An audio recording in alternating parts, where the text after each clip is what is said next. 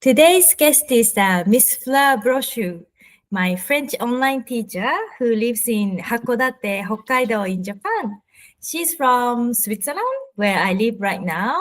We haven't met face to face yet, but I've been seeing her online lessons almost every week for the last 1.5 years. I started lessons since I was still in Singapore to prepare to move to Switzerland. I feel that I already know her, and I actually met her brother in Lausanne for coffee the other day. She currently studies at Hokkaido University for a master course. Fleur, thank you so much for your time today. I know you're super busy. Could you start by briefly introducing yourself to our listeners? Yes, thank you very much. So, hello everyone. My name is Fleur Brochut. I come from Switzerland and I am currently studying marine mammals at Hokkaido University. I'm sorry, I need to correct you. I am actually doing PhD. Okay, sorry. Not master. Not master, it's a PhD. Oh, wow. Yes. Yeah, so the marine mammals, it's, quite niche. Yes. And then, you are in Hakodate, in like a north end of Japan. Can you explain a bit more like what you're studying? What is marine mammals? So I am studying Steller Sea Lions and fisheries interaction, especially the conflict that there is between a Steller Sea Lion and a fisherman. I am based in Hakodate, but I actually traveled all around Hokkaido to do interviews with fishermen for that research. And I also did a questionnaire survey with the public in Sapporo. So I'm traveling a lot. Okay. So is the theme of the research is decided by you, or is it the professor you follow is doing this research and you're helping? So it depends a lot of the case, but for my case, it was a theme that was suggested by my professor, mostly because of COVID. We had to rethink about the theme last minute. I was supposed to do something else, but because of COVID, some things had to be cancelled. So my professor suggested me that alternative, and I thought it would be very interesting. So I said yes. Steller Yes, Sea Lions. yes, exactly. Is it one kind of the sea lion? Exactly. Is it like a unique in Hokkaido? Sorry, I'm not familiar with that.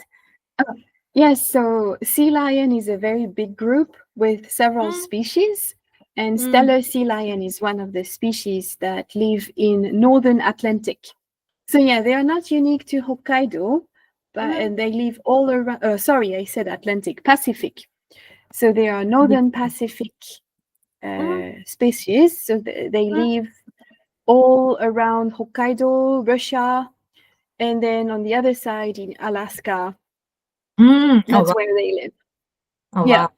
I suppose you don't go all the way to Alaska for research, right? No, I'm specialized in the local issue. So I stayed in Hokkaido, but the range, the living range of that species is much wider.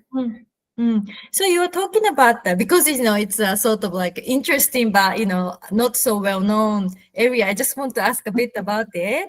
So you were saying like a conflict with the fisherman, local fisherman. What does it mean? So in the case of the Steller Sea Lion, it mainly means that the sea lion, they eat the fish that are caught in the nets of the fishermen. And they also break the net when they get entangled, or if they try to grab a fish, they can make a hole in the net too. So it means that there is a lot of loss and costs for the fishermen. So the sea lions are sort of enemies. But at the same time, I think from like a sustainable point of view, they can't just eliminate the animals. So no, and I think you're right. And I think that even the fishermen, they know that. And they also have a mixed perception of the sea lion. So they are angry that the sea lion caused damage, but they also know that they are an important part of the ecosystem. So that was part of my research, is to ask how the fishermen perceive the sea lion. Yeah. And I was surprised and happy to find that there was that very interesting mixed perception from the fishermen. So I think it's Yeah. important to somebody records and observes what's going on as well. Yes, well, So- the damage are well researched, but how the fishermen perceived the issue, that was completely not known, and this is what I am doing. You end up doing that in Hakodate in Japan. I find it interesting. I chose you as French online teacher because at the time I was in Singapore, and then time difference of Japan and Singapore is just 1 hour difference, and I thought it's easy Yes. to arrange the lesson. And then also obviously you're familiar with my language, Japanese, and I thought you might know my struggle learning French from Japanese Yes. perspective. So that's how I ask you to be my teacher, but more and more I listen about what you studied and how you ended up in like Hokkaido. I find it fascinating. So I want to ask that the Switzerland does not have sea to start with, oceans to start with. Yes. And then the area you studying is very niche. So can you tell us why you ended up, like studying the marine mammals in Hokkaido? Yes, so I'll try not to be too long because it's a quite long story. The first thing is that because there is no sea in Switzerland, I wanted to study something about the sea. When I was a child, I went every year in France, in the Atlantic coast, to spend my holidays, and I fell in love with the sea. And because there is no sea in Switzerland, I wanted to see more. And I am also very interested in mammals, so obviously my love went for marine mammals. So I had to go abroad to study them anyway. And one reason I chose Japan is that it's because of the climate and the culture. So I really enjoy places with 4 seasons and cold winter. Yeah, I actually also looked at other places like Canada or Norway to do a PhD, but I had a preference for Japan because I am also interested in the Japanese culture. I really like kimono. I actually practice kimono kitsuke myself. I didn't know A that. little bit. I don't have time anymore, but so I really wanted to add my want to study marine mammal and my interest for Japan together.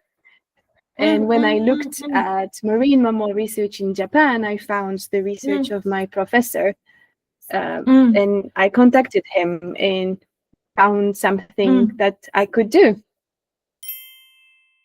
So next, I want to ask about Swiss culture and how you grew up and how you became interested in Japan. So earlier you mentioned that you were already interested in like Japanese culture, and that was one of the reasons you decided to go to Japan. Like, how did it start? And were you learning kimono in Switzerland? No, kimono I began learning when I arrived in Japan. Okay. But I learned about kimono by watching Ghibli movies or reading manga.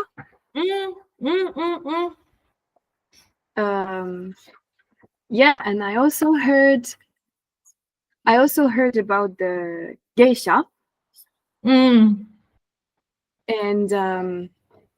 I think that what fascinates me the most about the geisha was the kimono. Were you So already studying mainly- Japanese? No, I began study Japanese very late.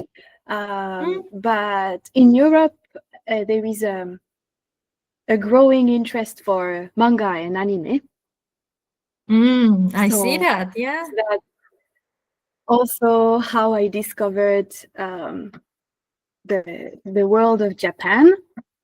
And I remember when I was 7 or 8, I went with my parents to the cinema to see Spirited Away. The Ghibli movie. Yeah. Yeah. And I really fell in love with that movie. So that's I would say one entrance to Japanese culture. The other one is food. And in Switzerland there is a few Asian restaurants I went, and this is not necessarily Japanese but Asian restaurant. And this is where I begin to have an interest for Asian culture in general. This is actually when I begin learning how to use chopsticks. PhD courses all conducted in Japanese, or some parts are English as well? So I write my thesis in English, and I will also defend in English.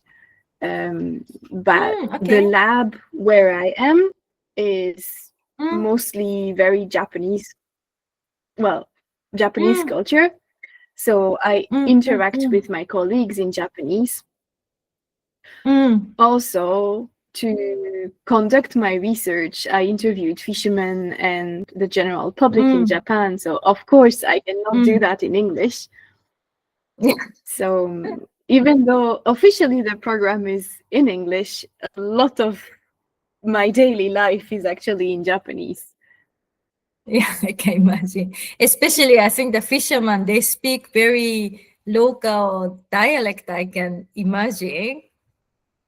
Yes, I can't understand them. So how do you record and check it later?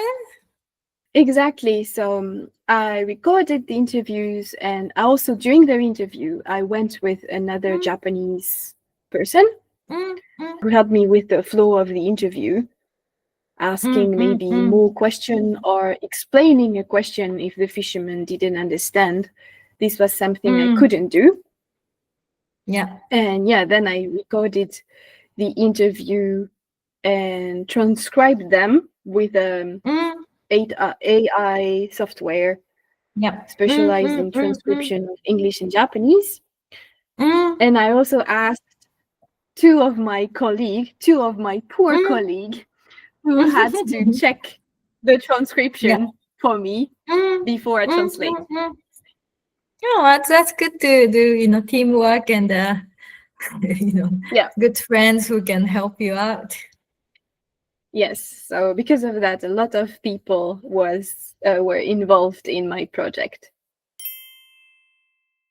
I think I want to ask you about the life in Hakodate, because yes, besides a busy life, you are actually dancer, French language teacher, and also kindergarten teacher as well, right? Yes, it's true. So I can see that you're really making effort to get into the community and then show up yourself. Is that like something you're very conscious of? Yes. When I came to Japan, I did not came only for the research. I also came to meet the people.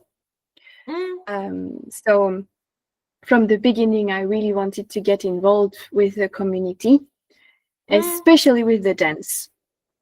So dancing, I am not dancing inside the university. I am really dancing in schools that are in Hakodate city. So when I go to dance class, it's really fully Japanese environment. And I really enjoy these moments. But being a French teacher and the kindergarten, this came later, partly as a necessity.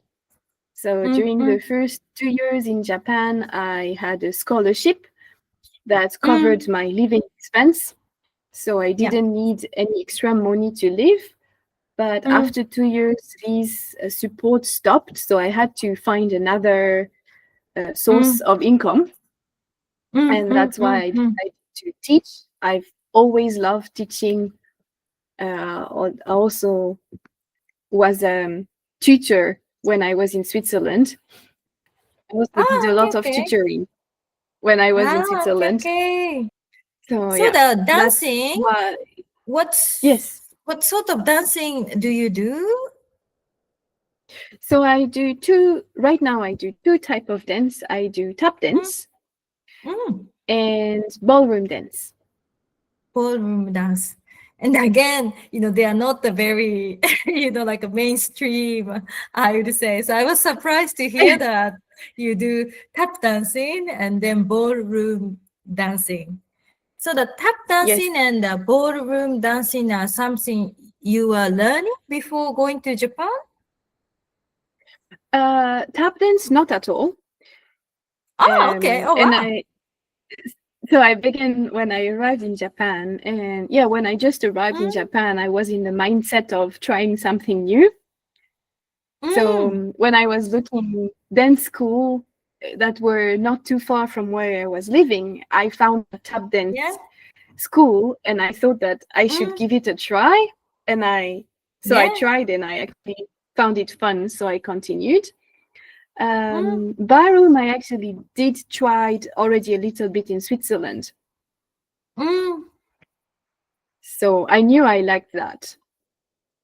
So is it sort of like a two people, like a man and woman pair, then do sort of social, like an elegant, quite formal sort of dancing? Am I right to say? The pair thing is correct. Okay. But in the ballroom dance, you have the formal part that are the standard dance. But you also have the Latin dance, and for them are less formal, I would say, a bit more festive. Okay. Also, there are a different category of the dancing. Yes. Yeah, and then I also learned that you do some performances with a group of people, in theater and stuff, and that's amazing. Yes, that's a lot of fun. I would not do that every week, but once or twice a year, it's really, really fun. It also gives an objective when learning a dance. And I also enjoy that the sparkling things and the makeup and the costume of that day. They are really fun days. A lot of stress, but a lot of fun too. I think I find it amazing that you juggle all these different phases of the life in Hakodate. Part of it makes a lot of good. It's really nice because I can refresh. It's time where I don't think about my research. So that's really, really nice. On the other hand, it takes a lot of time, and sometimes I don't know how I manage to cope. I don't know how you manage. Me neither. I don't know how I do this. But it's amazing. I'm very inspired. So you are going to complete the PhD, I guess, by spring, and then moving to Kobe to work in a Japanese company there? Yes, exactly. So hopefully I will graduate, but it seems that at least my supervisor believes in me.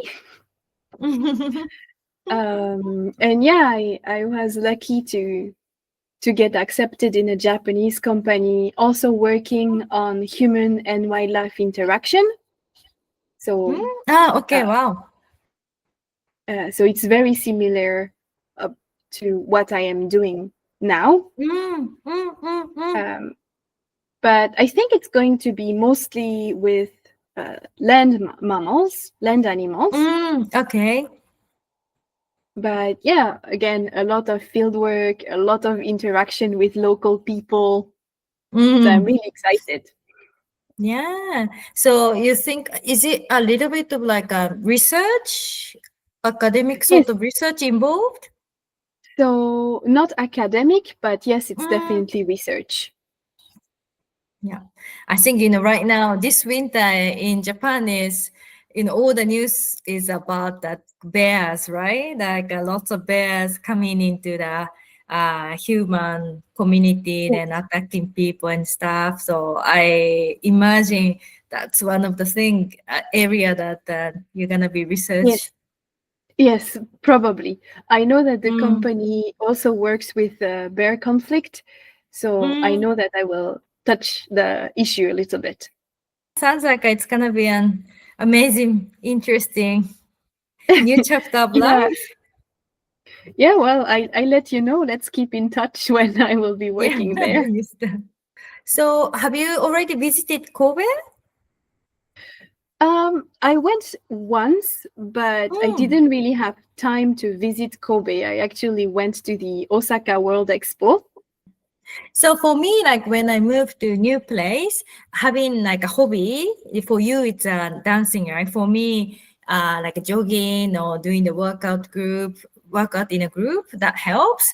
And I have a feeling, like you're going to continue dancing and it's gonna make another, community there for you.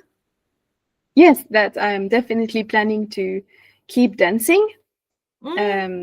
Also, when I was in Switzerland, I also used to sing in a choir. Okay, wow. So I'm wondering if I could join a choir in Kobe too. I'm sure there are some choir group, yeah. But I think you probably know that too, but I will need some time to settle first. So I think the first 3 or 6 months, I won't do much, just try to settle in the new life. But after that, I will actively looking for a dance class or choir or things like that to join. Sounds very exciting. It is. Thank you for your time. And I think, next time, sometime, I want to know, how your life is going. Yeah, sure. Yeah. And I hope to meet you in person sometime soon. I hope so too. But when I met your brother, the first thing I said to him, like, oh, I see Fleur in you, because I think you guys look sort of bit similar, right? Yeah, we look really, really similar. So we are always told that we are very alike. Yeah. And we enjoy being told that. Nice. We have a very good relationship, so we enjoy being told that we are similar. Yeah, I can see that. And then he told me that he has this new project that he wants to make it happen. It's a sort of art project, and it's about furusato, like nostalgia, and traveling to Japan, visiting all these nostalgic places next year, and including visiting you. So yeah, I think that in an episode I want to do the interview to him and ask about his project as well. Yes. Well, I think he also wants to interview you, so that would be nice if you would agree to answer this question too. Interview each other, yeah. Okay, thank you for your time today. Well, thank you for your time too. Thank you. Thank you very much.